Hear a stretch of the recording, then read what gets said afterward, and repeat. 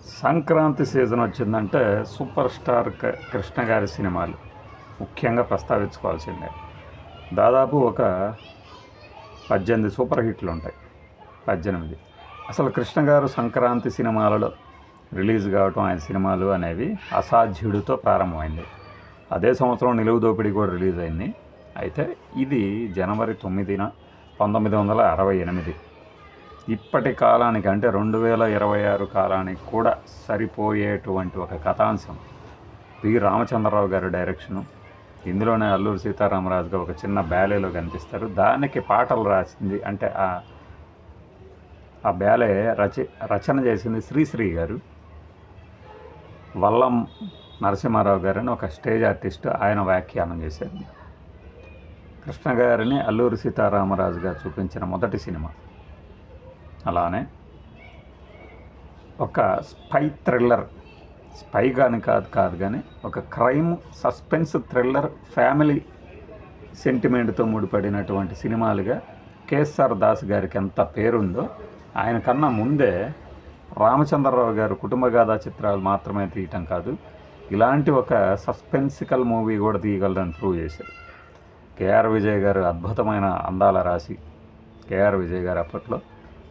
అలానే ఇందులో ఒక చిన్న గెస్ట్ రోల్లో ఏది నన్నే చూసి నవ్విందా టక్కటా అనుకుంటే ఒక కామెడీ పాట ఉంటుంది. అందులో వాణిశ్రీ గారు కనిపిస్తారు. రాజబాబు గారు కానీ, చలం గారు కానీ, కేవీ చలం గారు కానీ, అలానే పహిల్వాన్ కాంతారావు గారు టైగర్ ప్రొడక్షన్స్ మీద తీసిన సినిమా కృష్ణ గారితో. మన పహిల్వాన్ గారికి, నెల్లూరు పహిల్వాన్ కాంతారావు గారికి ఈ టైగర్ ప్రొడక్షన్స్ బ్యానర్ అయితే హుస్సేన్ గారితో కలిసి తీస్తే, ఆయనకి ఎందుకో కృష్ణ గారు అంటే విపరీతమైన అభిమానం. అంటే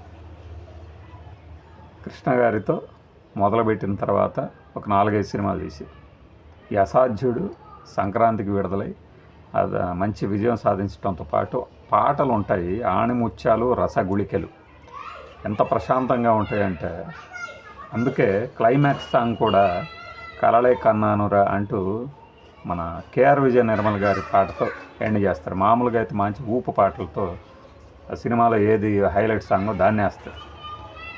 అలానే క్లైమాక్స్ సాంగ్ అంటే ఇక విలన్ని పట్టించే సన్నివేశం ముందు వచ్చే పాట సైరాన్న రాజా హుషార్ హుషార్ అని ఎల్ఆరీశ్వర్ గారి వాయిస్, దాని శ్రీశ్రీ.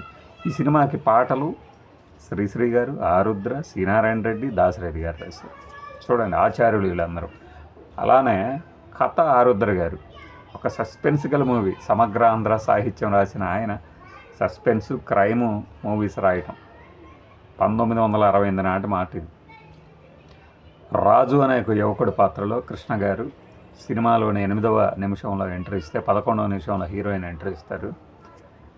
తన కళ్ళ ముందు జరిగే అన్యాయాలు కానీ, ఏదైనా దురాగతాలను కానీ అరికట్టే యువకుడి పాత్రలో కృష్ణ గారు ఒక దివానానికి సంబంధించినటువంటి ఆస్తి కోసం దివానే విలన్గా మారిన సన్నివేశాలలో హీరో ఎలా ఆ విలన్ని పట్టించి ఆ రాజకుమారుని కాపాడాడు. ఆ రాజకుమారుడు మన చంద్రమోహన్ గారు గెస్ట్ ఆర్టిస్ట్. ఈ మధ్యలో ఫస్ట్ సన్నివేశం ఎత్తుగడే ఇప్పటి వెబ్ సిరీస్కి ఏమాత్రం తీసిపోని విధంగా ఉంటుంది. మామూలుగా ఉండదు సినిమా అసలు. మనం ఇదే 5వసారో 6వసారో మాట్లాడుకోవటం.